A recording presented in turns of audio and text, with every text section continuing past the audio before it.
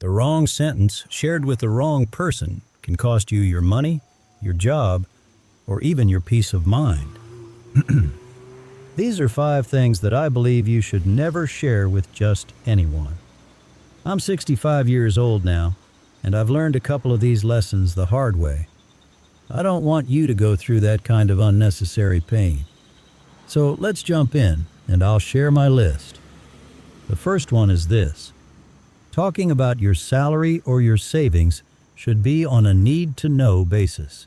In my experience, when 2 people sit down and compare how much they earn or how much they've saved, one of them usually walks away disappointed, hurt, or even jealous.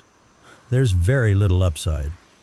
I retired as a financial advisor, and in that role, I absolutely needed to know what my clients earned and what they had saved so I could help them properly.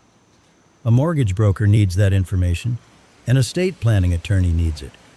That's why I say it's strictly on a need-to-know basis. The next one that can really come back to bite you is telling someone you're thinking about quitting your job or retiring. When you share that too soon, you hand the other person a lot of power. And why take that risk? If you tell a colleague you're unhappy and thinking about quitting, you've given them leverage over you. You don't want anyone to know until you decide the timing is right. Now, there may come a point when you've got your ducks in a row and you'd actually like to stay, if a few issues could be addressed. At that stage, it can be powerful to speak up.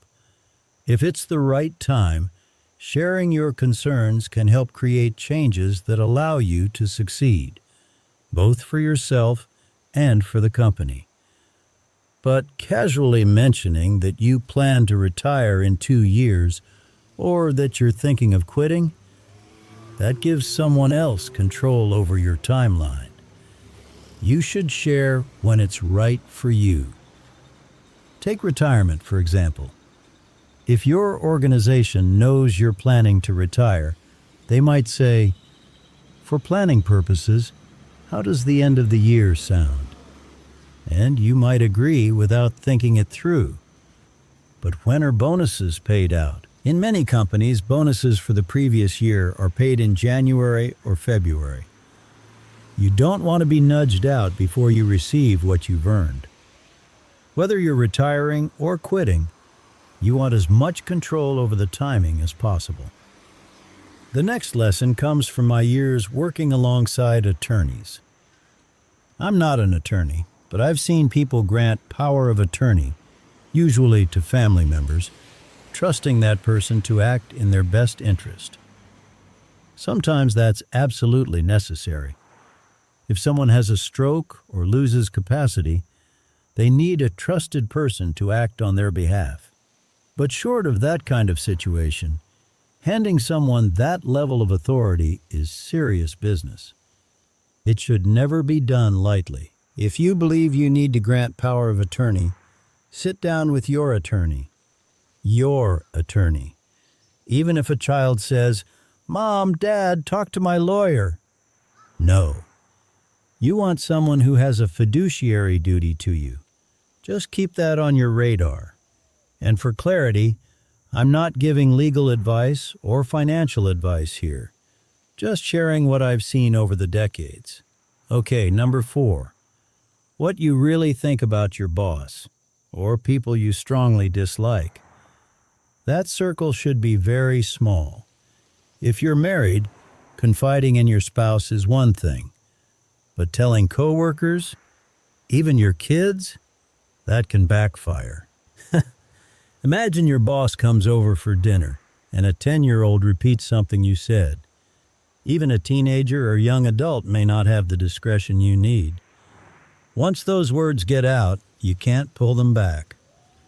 I've seen careers derailed because someone's private frustration became public knowledge. Your boss holds influence over your opportunities. You want them rooting for you, not questioning your loyalty. Bosses are human. They have strengths and weaknesses.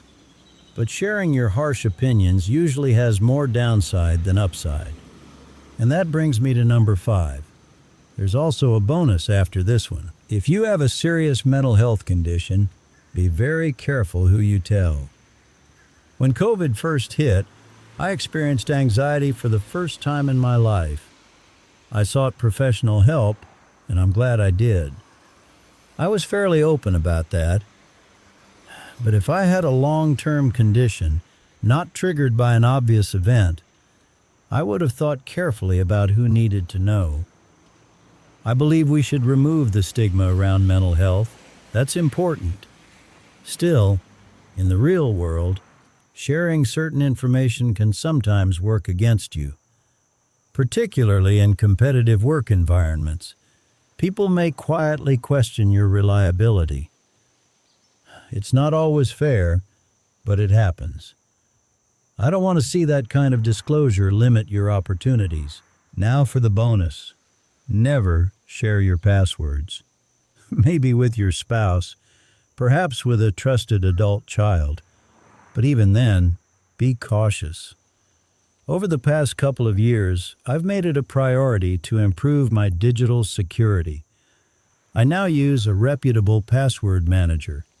If I need to share access, I can do it securely through that system without revealing the actual password. Especially if you reuse passwords, which many people do, you're risking your financial accounts and your email. And your email is the key to the kingdom. So be careful. Those are the 5 things I believe you should never disclose, plus one bonus. If you found this helpful, I think you'd enjoy the next video the algorithm recommends. Thanks for spending a few minutes with me. Take care.